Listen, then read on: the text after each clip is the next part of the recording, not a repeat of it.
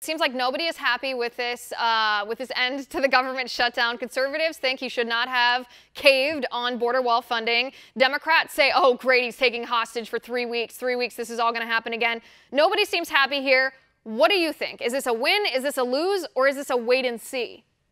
It's definitely a wait and see. It's a definite maybe here. Look, it's a win. It's a win for the Democrats in the sense that their mission here was to refocus the issue on the out-of-work government workers and the people suffering because of the lack of government services. And I think they succeeded in that. All the polls showed that more people thought that the government shutdown was an important issue than that the wall was an important issue, and weren't even that convinced that a wall was what was needed. So Trump saw, I think, that this was not working. Things were only going to get worse.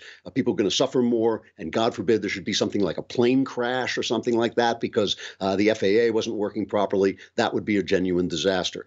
But in real life, outside of the press, where things are, I mean, you know, Ann Coulter, my good friend, and has reliably ripped Trump's head off, calling him the biggest wimp since George Bush.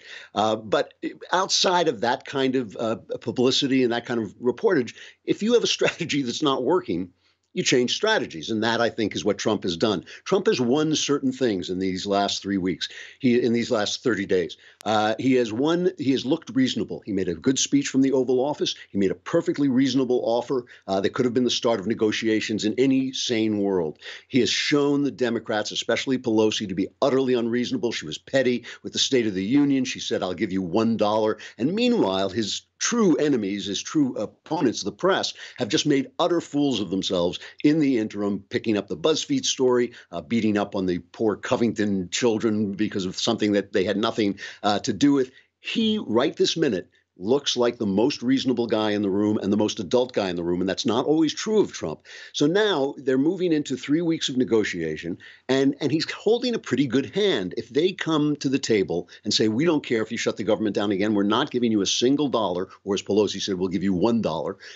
You know, it's going to start to look like it's their fault. This time, it looked like it was his fault. He took responsibility. He said, I'm proud to be responsible for this shutdown. Next time, not going to be so easy. So look, if your strategy isn't working and you change strategy, you got to take the slings and arrows of the press saying you caved, but it's also the smartest thing to do. So I'm not convinced that this is over.